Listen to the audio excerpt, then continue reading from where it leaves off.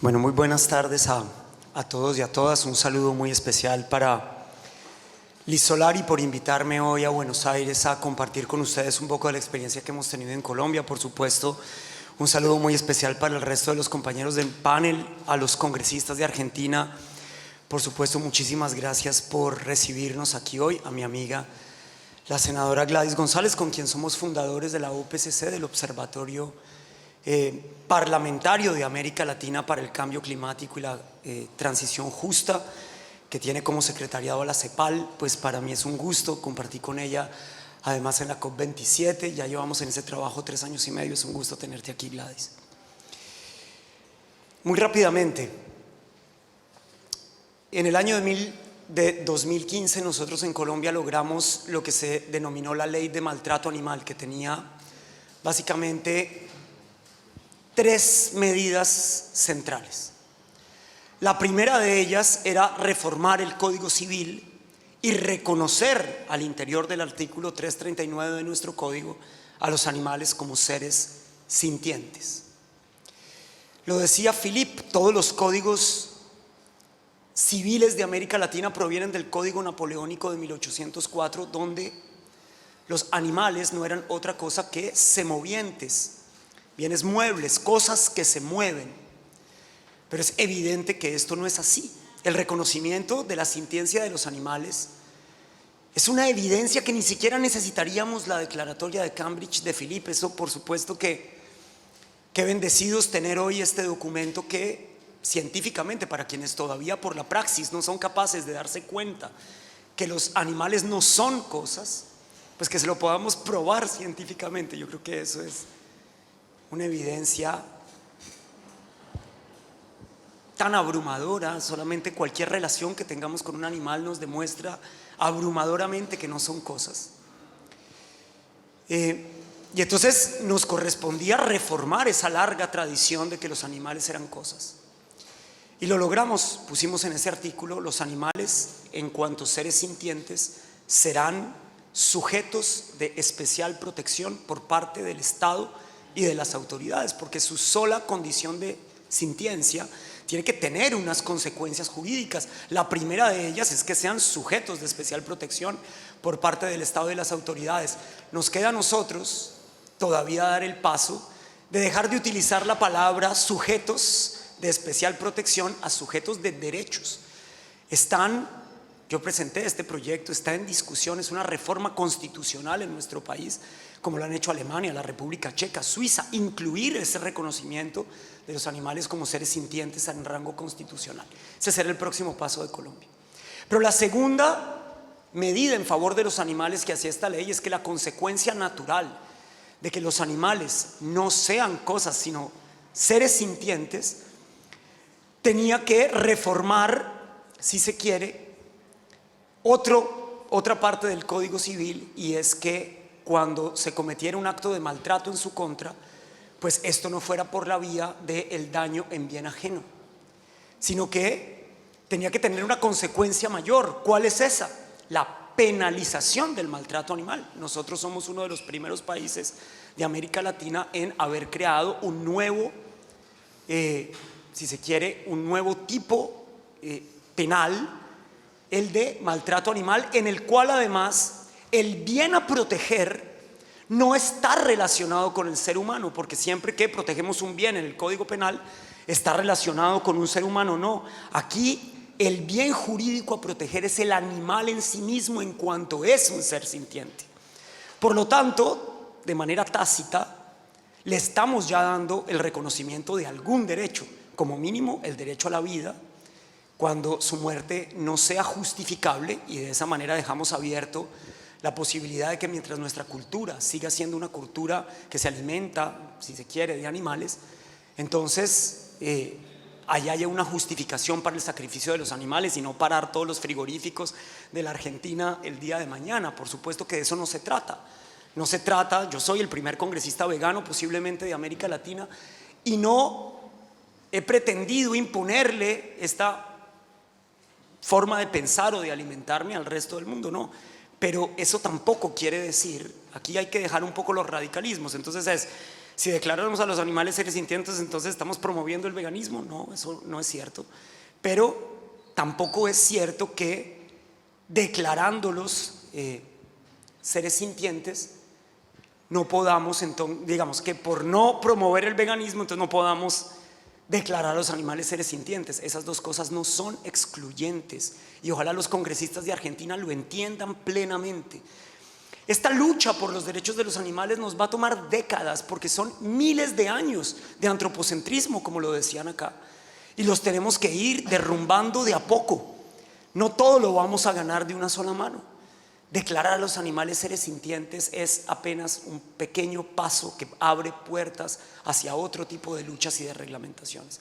La tercera cosa que hizo nuestra ley es crear la aprehensión preventiva de los animales cuando hay graves indicios de que están siendo maltratados.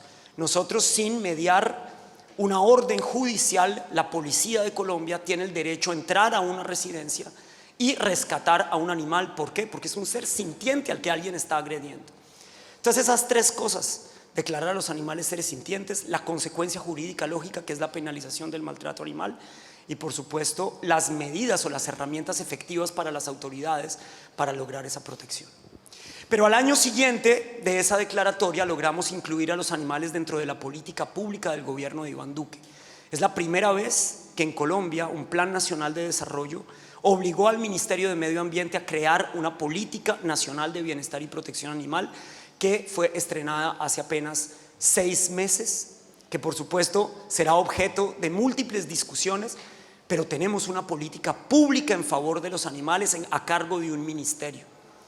Pero además de eso, gracias a la declaración de sintiencia de los animales, hoy en Colombia somos el primer país de Sudamérica y de casi toda la región excepto Guatemala que lo logró antes que nosotros, por ejemplo, para prohibir la experimentación en animales con fines cosméticos. Somos el primer país de Sudamérica en lograrlo. Ojalá Argentina y toda América Latina siga nuestro ejemplo.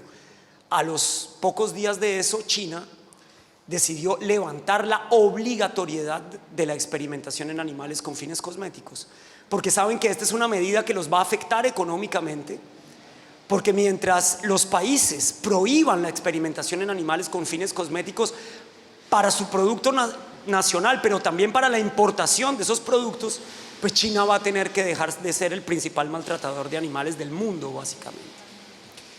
Entonces, la declaración de sintiencia de los animales abre una puerta enorme a la regulación del transporte con animales, a la regulación de la tenencia de animales en las industrias agrícolas. Por Dios, que es cosas en las que la Unión Europea ha avanzado enormemente. Hay legislación en múltiples países del mundo con respecto a esto.